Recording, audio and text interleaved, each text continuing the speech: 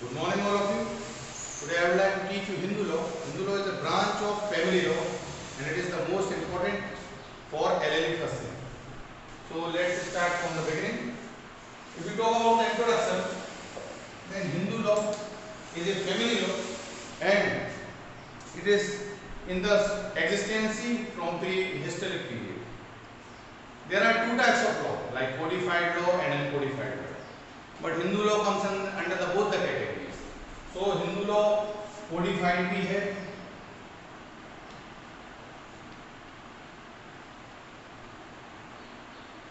and uncodified भी है.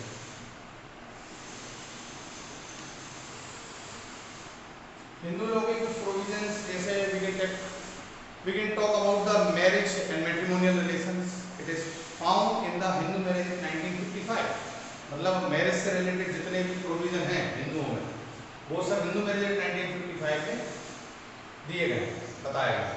तो उससे रिलेटेड जितने प्रोविजंस जो पढ़ते हैं कोडिफाइड लॉ पढ़ते हैं. फिर Hindu adoption and maintenance act 1956 जो एडॉप्शन हिंदुओं में एडॉप्शन की क्या प्रक्रिया है, मेंटेनेंस की क्या प्रक्रिया है, ये सब का भी समझाया जाएगा. Hindu adoption and maintenance act 1956. तीसरा कानून है जरूर वो भी कोडिफाइड है, वो है Hindu succession act. Hindu succession act 1955. It talks about what is the procedure of succession if a Hindu dies intestate without testamentary, then who will the heirs and who will succeed his property. So all the rules and regulations is defined in the Hindu Succession Act for that purpose. Third one is the Hindu minority and guardianship, है ना. So all the provision for minority and guardians, है ना, अप्राप्त वय और जो संरक्षक होते हैं उसके संबंध में हिंदू विधि में क्या प्रावधान दिए गए हैं, तो सब काय में दिए गए हैं.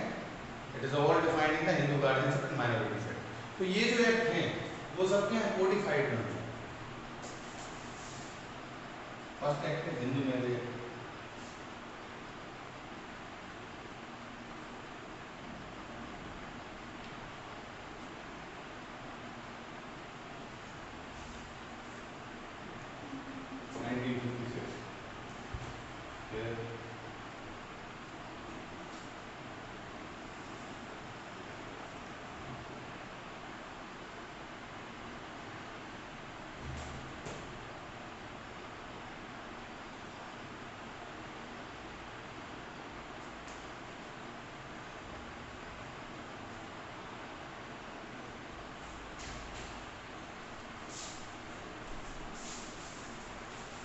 This is the Bare Act of Hindu law. There are four provisions: Hindu Marriage Act 1955, Hindu Succession Act 1956, Hindu Minority and Guardianship Act, Hindu Adoption and Maintenance Act, Hindu Disposition of Property. These are the acts. ये सब codified है. So Hindu Minority, Hindu Adoption and Maintenance Act.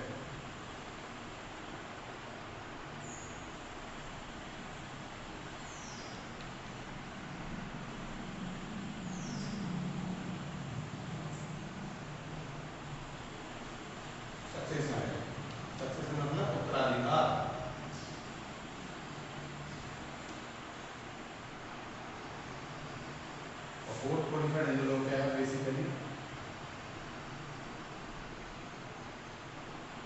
Marriage adoption succession और minority guardianship.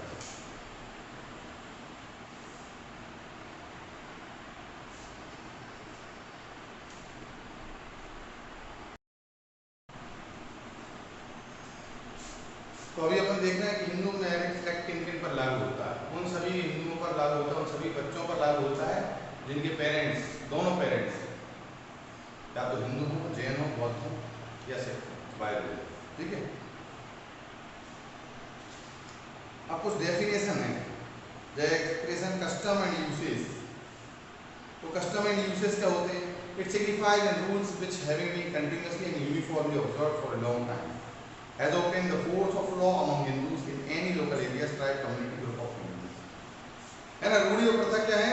ऐसे किसी भी नियम का संज्ञान है जिसने दीर्घ काल तक मतलब लंबे समय तक, ये क्या हो, दीर्घ काल हो, लिमिटेड हो, निरंतरता हो, है ना, कंटिन्यूटी हो, एंड और एक रूपता से मतलब यूनिफॉर्मिटी भी होना चाहिए, अनुपालित किए जाने के कारण किसी स्थानीय क्षेत्र, जनजातीय समुदाय, समूह या कुटुंब के हिंदुओं में विधि का बल अभी प्राप्त कर लिए, जो हिंदुओं के किसी स्थानीय क्षेत्र में विधि का बल प्राप्त कर लिए हैं। इस कारण से कि वो दीर्घकालिक थे, उनमें एक रूपता था, है ना, और निरंतर। तो कस्टम का एलिमेंट्स क्या हो जाएंगे? Custom should be primitive, continuous and uniform.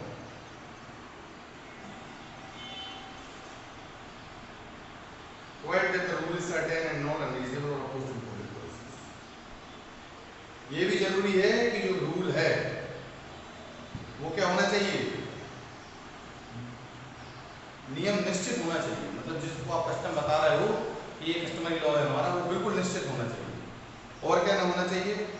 वो अयुक्ति युक्त या लोक नीति के विरुद्ध नहीं होना चाहिए, पब्लिक ऑर्डर के विरुद्ध या फिर अनरीजनेबल नहीं होना चाहिए। नहीं तो वो कस्टम के रूप में लॉ का फोर्स नहीं मिलेगा, it will not have the force of law. Okay. Provided further that in the case of a rule applicable only to family it has not been discontinued by. अब यदि कोई व्यक्ति ये कहे कि मेरी फैमिली का कोई कस्टम, तो फिर ये भी जरूरी है कि उसकी फैमिली में या उसके कुटुंब द्वारा उस कस्टम की निरंतरता कभी भी बंद ना होगी, बंद ना की गई। यदि बंद नहीं की गई तो आज वो एज इट इज पड़ेगा। अब एक और जरूरी टर्म्स होती है फुल ब्लड और हाफ ब्लड रिलेशन होता है। इसको हम बोलते हैं पूर्ण रक्त और अर्ध रक्त। वो रिलेशंस क्या होता है? Two persons are said to be related to each other by full blood when they are descendants from a common ancestor by the same wife, and by half blood when they are descendants from a common ancestor but by different wives. दो लोग एक दूसरे के, कोई भी दो व्यक्ति एक दूसरे के पूर्ण रक्त संबंधित कहे जाते हैं जबकि वे एक ही पूर्वज से, एक ही पत्नी के द्वारा जनित हैं। मतलब उनके जो फादर हैं और उनकी मदर दोनों एक ही, तो वे एक दूसरे के फुल ब्लड रिलेशन कहलाते हैं। अपने सगे भाई बहन होते हैं। फिर हाफ ब्लड रिलेशन क्या होता है ना? वो क्या कह रहा है? When they are descendant from a common ancestor, जब उनके पिता पूर्वज सेम हो बट बाय डिफरेंट वाइफ, परंतु उनकी पत्नी अलग।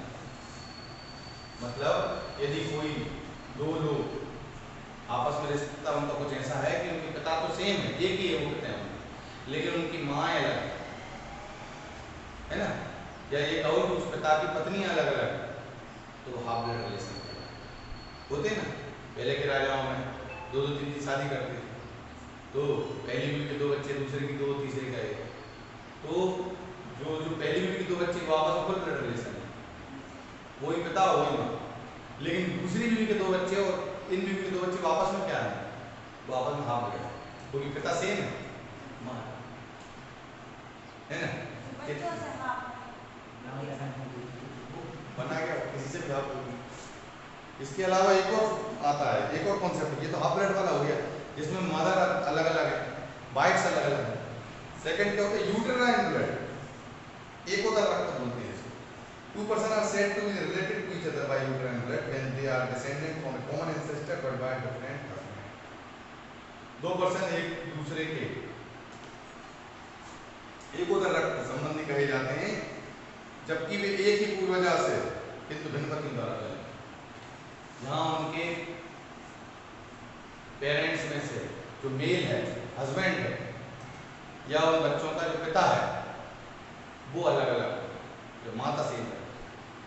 जैसे कोई लड़की शादी करती है, उसके दो बच्चे हो जाते हैं, फिर वो किसी कारण से दूसरी शादी करती है ना, या पति मर जाता है, कोई भी कारण बनता है, तो ऐसी परिस्थिति में दूसरी शादी से जो बच्चे उत्पन्न होते हैं तो वो बच्चे भी उसी माँ के हैं और पहले बच्चे वो भी उसी माँ के हैं, लेकिन दोनों के पिता अलग हैं, तो वो एक दूसरे के यूटेराइन ब्लड रिलेशन में कहलाएंगे, है ना।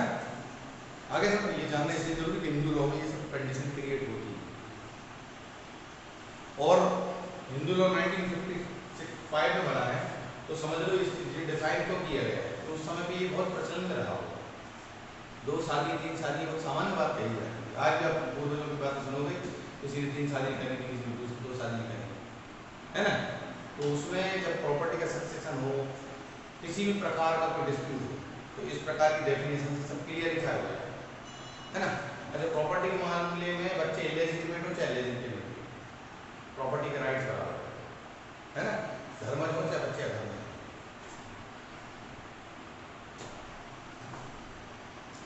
अब एक और कॉन्सेप्ट है सपिंड रिलेशनशिप। सपिंड नातेदारी क्या होती है?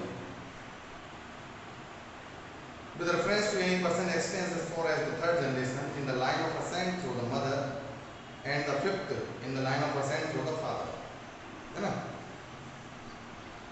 सपिंड नातेदारी जब निर्देश किसी व्यक्ति के प्रति हो, कोई व्यक्ति के लिए अपन करें तो माता के माध्यम से उसकी ऊपरी ओर की परंपरा की 3 पीढ़ी तक, माँ की जो 3 पीढ़ियां तक है ऊपर, मतलब माँ की, है ना, जिसके अंतर्गत तीसरी पीढ़ी भी आती है, माँ के ऊपर की 3 पीढ़ियों की तीसरी पीढ़ी भी आती है ना। और पिता के माध्यम से उसके ऊपर की पिता के ऊपर की 3 पीढ़ियां, पिता के पिता, पिता के पिता, पिता के पिता, पिता के पिता के पिता, है ना, यानी 5 पीढ़ियां चली जाएंगी। कितने हो जाएंगे? पिता के माध्यम से उसके ऊपर की और की परंपरा से 5वीं पीढ़ी तक, जिसके तहत 5वीं पीढ़ी भी आती है, मतलब पिता के ऊपर की 5 पीढ़ी। तो पिता के ऊपर पहले होती दादा, फिर परदादा, है ना, 2 हो गए, तो परदादा के पिता, तो परदादा के भी दादा, फिर परदादा के पिता के दादा, है ना।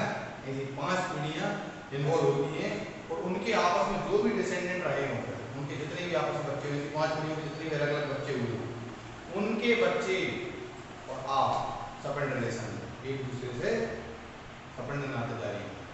हिंदू मैरिज कहता है कि सपिंड रिलेशंस में कभी मैरिज नहीं होती, है ना। दादा भाई बाबा के सब अपने भाई बहन कहलाते, चाहे कितनी दूर तक भी नहीं है ना, लेकिन इसमें 5 पीढ़ी तक का तो फिक्स कर दिया है। 5 के बाद तो मिलेंगे, और 5 के बाद यदि मिल जाएंगी, है ना, तो भी सामान्य रूप से गोत्र एक ही रहेगा। यदि प्रैक्टिकल की बात करें तो मुझे ही कहेंगे कि हम भी उसी गोत्र के हैं, तो गोत्र मिलान करने के बाद मुझे कोई विचार ही नहीं करेगा कि पीढ़ियाँ 5 हैं कि 6 हैं कि 8 हैं, वो गोत्रों में शादी होती नहीं है, भाई बहन कहलाते हैं। लेकिन फिर भी हिंदू लॉ में परंपरा है, तो उन्होंने कोडिफाइड भी कर दिया उसको। जो मैटर कभी बिफोर 1955 अनकोडिफाइड था, वही आज कोडिफिकेशन है। सर उसके अलावा कोई से भी रिश्ते हो जाते हैं सर? हाँ, इनके अलावा कोई से भी हो जाते हैं? हाँ, इनके अलावा मतलब आप गोत्र से बाहर जाओगे तो शादी कर सकते हो, फिर सामान्य और भी सिद्धांत निकल के आए। सर होती नहीं है ना बहुत से नहीं, इसके अलावा प्रोहिबिटेड रिलेशनशिप होती है, ये तो सपिंड रिलेशनशिप, हाँ। प्रोहिबिटेड रिलेशनशिप होती है, जैसे बुआ के बच्चे, हाँ। मामा के बच्चे, चाचा के बच्चे। चाचा के बच्चे तो अपने सपिंड रिलेशनशिप में आएंगे, सपिंड में नहीं आएंगे, घनिष्ठ संबंधों में आएंगे। सपिंड तो हमेशा पिता के ऊपर की 5 पीढ़ियों वाले आते हैं, है ना। निषिद्ध नातेदारी कौन सी रहेंगी, लेकिन शादी नहीं हो सकती, जैसे चाचा ताऊ के बच्चे, मामा के बच्चे, बुआ के बच्चे, ये सब निषिद्ध नातेदारी। ये सब इनके बच्चे भी आपके भाई बहन नहीं होते हैं, चाहे चाचा हो, चाहे ताऊ हो, चाहे बुआ हो, चाहे मामा हो, इनके जो भी बच्चे होंगे वो सब आपके भाई बहन ही तो होते हैं। तो शादियाँ इनकी भी आपस में है ना। महाराष्ट्र में होता है तो वो कह तो रहे हैं, customary law is always prevail. If there is any particular custom, it has to be proved by the person who is claiming that this is the custom. If there is a custom in the Maharashtra that the relatives of brother and sister, like one bride related with the bridegroom as a daughter of maternal line, जो मामा की लड़की है या बुआ की लड़की है और उनकी अपनी शादी हो रही है, और यदि वहाँ का कस्टम वैलिड कर रहा है, दोनों परिवार तैयार हैं, उनकी समझ में चलता है, तो उनका कस्टम, और वो कह रहे हैं customary law is always prevail in general law. ये सामान्य सिद्धांत है हिंदू लॉ के, इन पर भी कस्टमरी लॉ प्रिवेल करे, बल्कि ये कस्टमरी लॉ को भी एक्सेप्ट करता है कि यदि कोई कस्टम है तो उसकी शर्तों का पालन करे, जैसे एंटीक्विटी होना चाहिए, प्राचीनता होनी चाहिए, कंटिन्यूटी होना चाहिए, निरंतर होना चाहिए, can not be discontinued at any time, कभी भी बंधन ना हुआ। तीसरा, not against public policy, public policy के अगेंस्ट नहीं होना चाहिए, पब्लिक को नुकसान करेगा तो ऐसा कस्टम लॉ ऑफ एनफोर्समेंट में नहीं आता, मतलब फोर्स ऑफ लॉ डेवलप नहीं होगा। तो ये 3 चीजें एलिमेंट्स हैं तो कस्टम काम करेगा। सर ये रिलेशन रहता है, जैसे दीदी की नंद से शादी नहीं हो पाती, वो तो कोई कनेक्शन नहीं था, लेकिन अपने भाई की जैसे निषिद्ध नातेदारी, निषिद्ध नातेदारी, हाँ मतलब बोलते हैं ना, नहीं मतलब जो दीदी की नंद है तो वो भी लड़का पैर पड़ता है अपनी दीदी के साथ,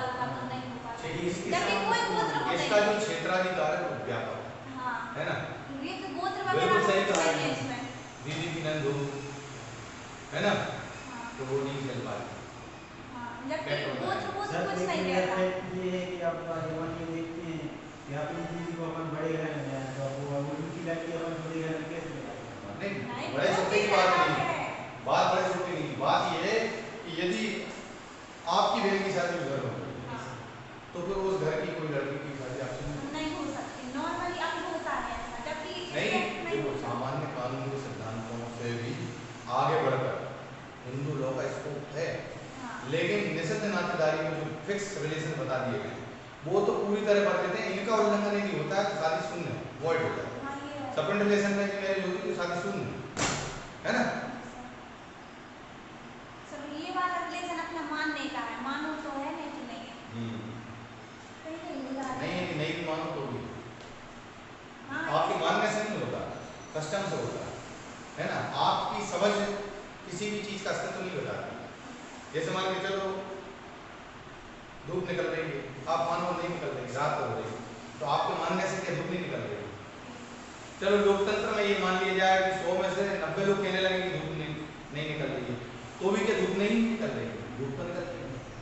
यही तो लोकतंत्र की भी एक कमी है नहीं, है ना, ये- कि यदि जिस दिन लोकतंत्र में 90% लोग गलत बात को भी सही कहेंगे, उस दिन तो गलत को भी सही मानना पड़ेगा।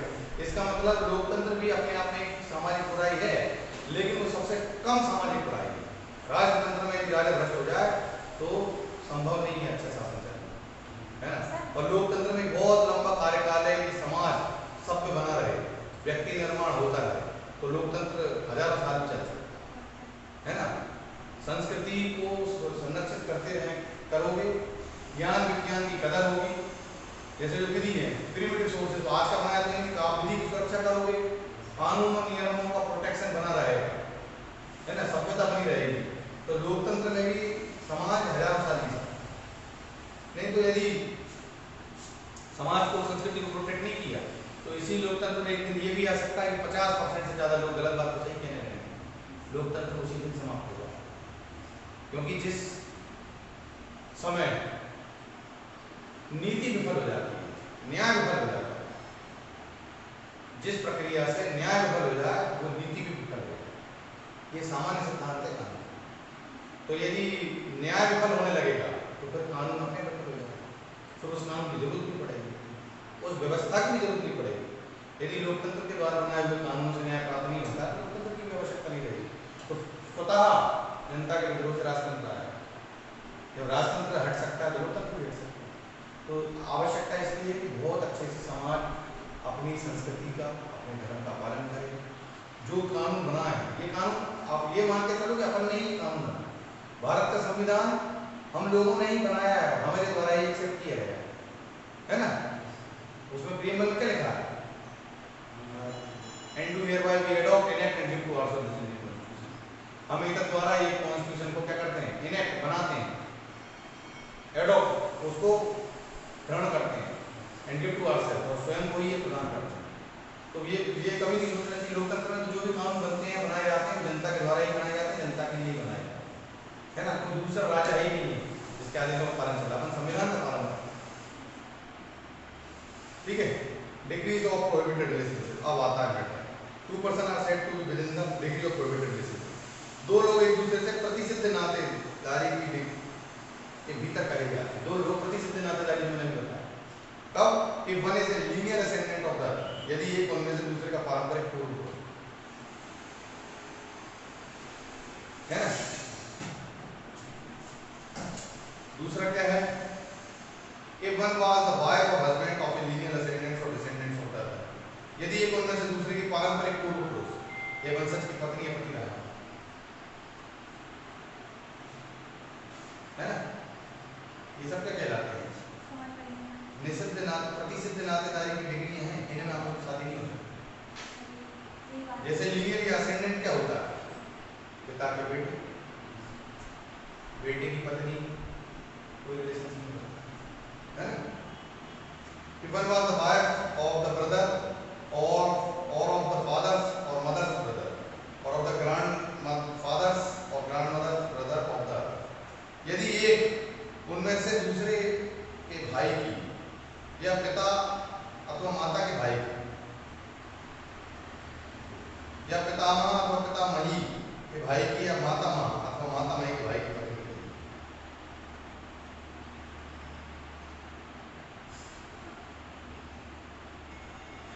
दो भाई हैं, उनमें से दूसरे भाई की पत्नी रही हो, उनके पिता की पत्नी रही हो, पिता के पिता की पत्नी रही हो,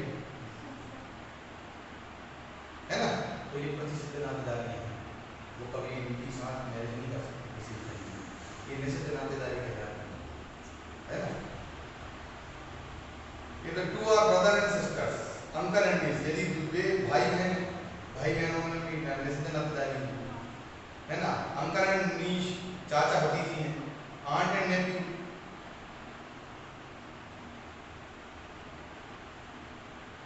मामा और भांजी हैं, फूफी, मतलब बुआ बोलते हैं ना, इसको फूफी, है ना, और भतीजा है, बुआ और भतीजा है, मौसी और भांजा है, भाई बहन के पत्ते, भाई भाई के पत्ते अथवा बहन बहन के पत्ते हैं, or children of brother or sister or of two brother or of two sisters.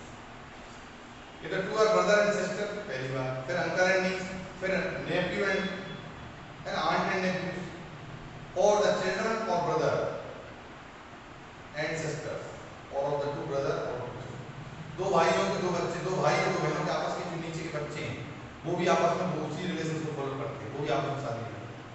भाई और बहन आपस में शादी नहीं कर सकते, भाई के बच्चे और बहन के बच्चे भी आपस में शादी नहीं कर सकते, ठीक है ना।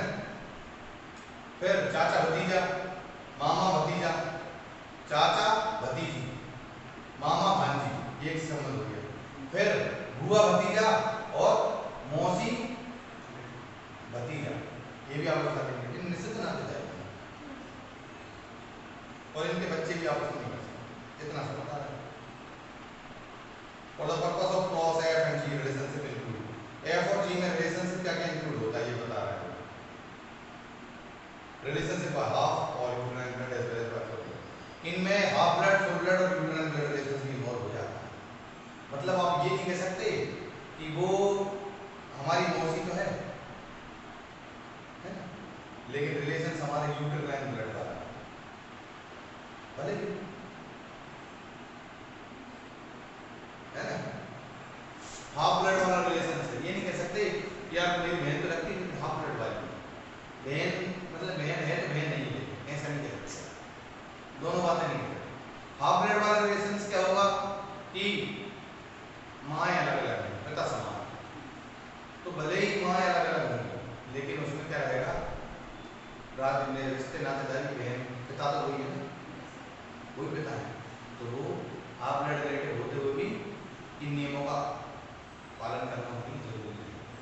मतलब अब इस बड़ी इस कानून की व्याख्या में हाफ ब्लड और यूट्राइन ब्लड और फुल ब्लड तीनों एक ही देखे जाएंगे, संबंध में हाफ ब्लड में निकल के आते तो भी कोई फर्क नहीं पड़ेगा, उनमें सिद्ध नातेदारी ही कहता है, ठीक है।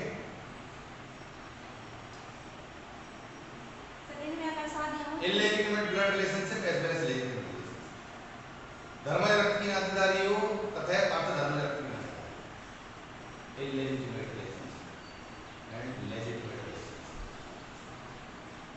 है ना।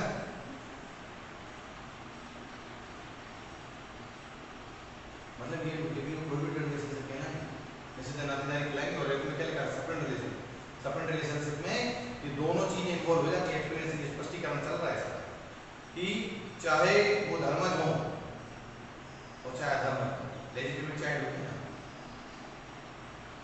अरे जिसे लोकल लैंग्वेज में क्या बोलते हैं, जायज और नाजायज संबंध, तो जायज संबंध से बच्चे हुए हो चाहे नाजायज संबंध से बच्चे हुए, है ना, रिश्तेदारी या शादी के संबंध में या नियमों के संबंध में, है ना, तो समान समझे जाए, कोई अंतर नहीं किया जाए।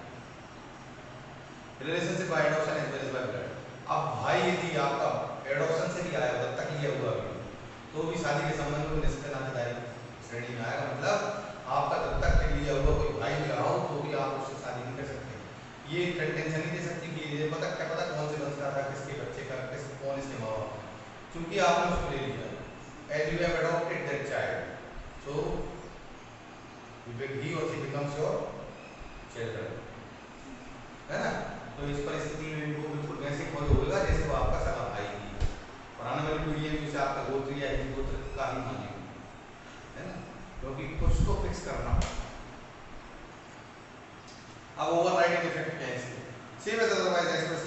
In this act. इस अधिनियम में अभिव्यक्त रूप से अन्यथा उपबंधित के सिवा क्या कहती है सेफ्टी? एनी टेक्स्ट और इंटरप्रिटेशन ऑफ हिंदू लॉ और एनी कस्टम और usage is the part of that law enforced immediately before the commencement of this act shall cease to have effect with respect to any matter for which provision is made.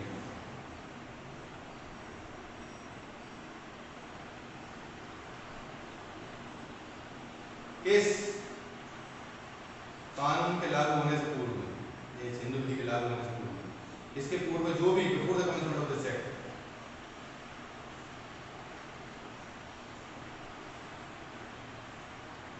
जो भी कानून थे, any text जो भी लिखा हुआ, जो भी रूल या कोई भी हिंदू लॉ की व्याख्या और एनी कस्टम या कोई भी custom as a part of that law in force immediately before the commencement of this act, जो इस हिंदू विवाह अधिनियम 1955 के लागू होने से पहले थे, ऐसे सभी कानून है ना, shall cease to have effect, वो समाप्त हो जाते हैं, प्रभाव भी हो जाएंगे, है ना, उन सभी बातों के लिए या उन सभी प्रक्रियाओं के लिए जिसके लिए यह हिंदू लॉ स्पष्ट प्रावधान देता है। इस 1955 के अधिनियम के अंतर्गत यदि कोई प्रक्रिया विधि है या कोई सब्सटेंटिव लॉ है, लेकिन इसके पूर्व में भी कोई दूसरा कानून था, तो वो दूसरा कानून या पूर्व कानून इसके प्रभाव में आने के बाद वो प्रभावहीन हो जाएगा। मतलब अब 1955 के बाद यही कानून लागू स्पष्ट बता दिया। Any other law enforcing immediately before the commencement of this act shall cease to have effect insofar as it is inconsistent with any of the provisions contained in it.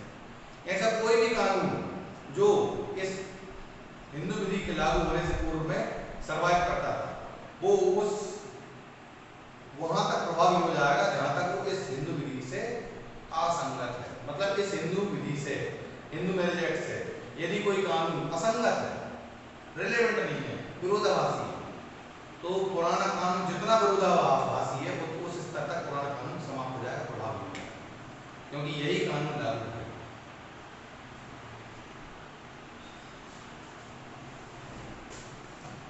ठीक है, अब अपन हिंदू मैरिज एक्ट की अपन क्या पढ़ेंगे, असर से पढ़ेंगे।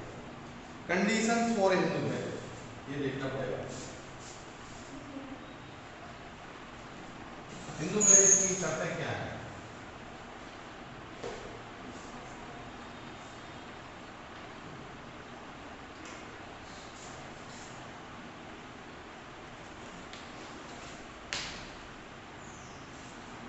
Condition for Hindu marriage,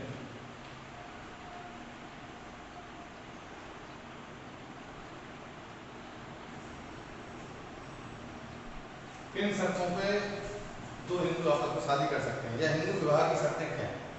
पहला, अब मैरिज में be solemnized between any two Hindu with the following condition of fulfilled. इन्हीं में दो हिंदुओं के बीच में विवाह संस्कार हो सकता है यदि निम्नलिखित शर्तों का पालन हो। Neither party has spouse living at the time of marriage, दोनों में से कोई भी एक पक्षकार है, चाहे वो दूल्हा हो चाहे दुल्हन, ब्राइड हो चाहे ब्राइडग्रूम, उनका कोई भी जीवित पति या पत्नी नहीं होना चाहिए। जैसे दूल्हा है तो उसकी कोई जीवित पत्नी नहीं होनी चाहिए शादी के समय, नहीं तो उसका मतलब वो दूसरी मैरिज कर रहा है, वो वैलिड नहीं, और कोई पत्नी का भी कोई जीवित पति नहीं होना चाहिए, है ना। At the time of the marriage neither party, जब शादी हो रही है, neither party is incapable of giving a valid consent to it in consequence of unsoundness of mind। कोई भी पक्षकार चित्त विकृति के परिणामस्वरूप विधिमान सहमति देने में समर्थ नहीं कि हम शादी करने तैयार हैं, तो वो यदि पक्षकार यदि चित्त विकृत है, अपनी सहमति देने में असमर्थ है क्योंकि वो पागल है ना, तो ऐसा कोई व्यक्ति नहीं होना चाहिए जो अपनी सहमति देने में सक्षम है, क्योंकि फिर उसकी सहमति जबरन ली जाएगी, है ना, और उसके साथ अन्याय होगा, तो हिंदू लोग पहले से प्रोहिबिटेड कर देते हैं। यदि कोई शादी के लिए सहमति देने में समर्थ है तो फिर पागल बच्चे चित्त विकृति के कारण तो भी वो हिंदू मैरिज नहीं होगी, नहीं होना चाहिए कोई भी एक पक्षकार ऐसा। फिर दो capable of giving valid consent, चाहे वो उनमें से कोई एक पक्षकार सहमति देने के लिए सक्षम भी हो, has been suffering from mental disorder of such a kind और to such an extent as to be unfit for marriage and procreation of children. चाहे तो वो कोई उनमें से कोई पक्षकार सहमति देने के लिए सक्षम भी हो, परंतु इस प्रकार के या इस हद तक मानसिक प्रकार से पीड़ित ना रहा हो कि वह विवाह संतान की उत्पत्ति के लिए हो। लेकिन वो किसी ऐसे मेंटल डिसऑर्डर या फिर संतानोत्पत्ति के संबंध में अक्षम ना हो, है ना। Has been subject to recurrent attack of insanity or epilepsy. क्या नहीं होना चाहिए, उनमें से कोई भी एक पक्षकार कभी उन्मत्तता और मिर्गी के दौरे का मरीज नहीं होना चाहिए, है ना। रिकरेंट अटैक ऑफ इंसेनिटी मतलब पागलपन और एपिलेप्सी का मतलब होता है मिर्गी का दौरा। तो उनमें से कोई पक्षकार कभी भी मिर्गी के दौरे से ग्रसित ना रहा हो या उसको मिर्गी के दौरे की बीमारी ना हो और क्या ना हो, उन्मत्तता ना हो, पागलपन ना हो।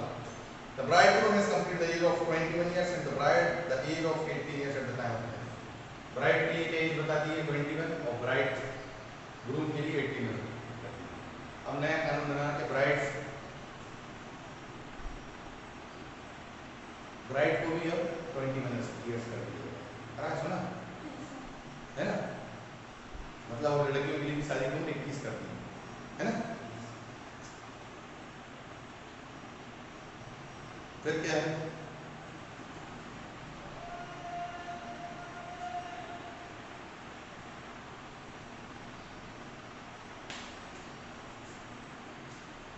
The parties are not within the degree of prohibited relationship। अपन ने पहले पढ़ ली prohibited relationship, तो वो कह रहे हैं अब इसमें बता रहे हैं कि दो पक्षकार आपस में prohibited relationship में नहीं होंगे। वो जितने भी प्रकार के निषेध नातेदारी हैं ना, भाई बहन, है ना, वो सब नहीं होना चाहिए।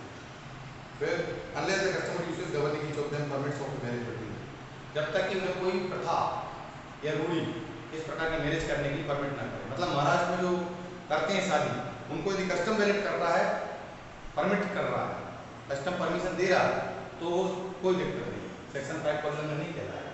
लेकिन यदि कस्टमरी लॉ नहीं है तो फिर वो ऐसी निषिद्ध नातेदारी की शादी नहीं कर सकते।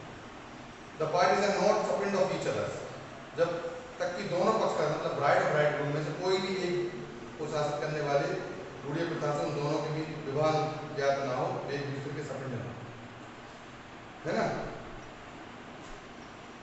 Neither party are not supporting of each other. The parties are not supporting of each other unless the customer uses governing each of them permits of marriage.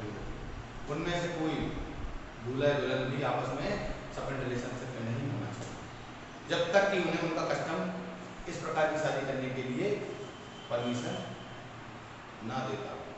Permission दे देता है तो सपोर्ट रिलेशनशिप में काम चल जाएगा, निश्चित नातेदारी में काम चल जाएगा। लेकिन यदि ऐसी परमिशन नहीं है, कोई ऐसा कोई कस्टम है ही नहीं, तो फिर ऐसे कस्टमरी लॉ के अभाव में जनरल लॉ प्रिवेल करेगा, प्रभावी होगा और सपोर्ट रिलेशनशिप में और निश्चित नातेदारी की शादी करना बाधित करेगा। ठीक है, तो आज के लिए इतना ही। Thanks to all.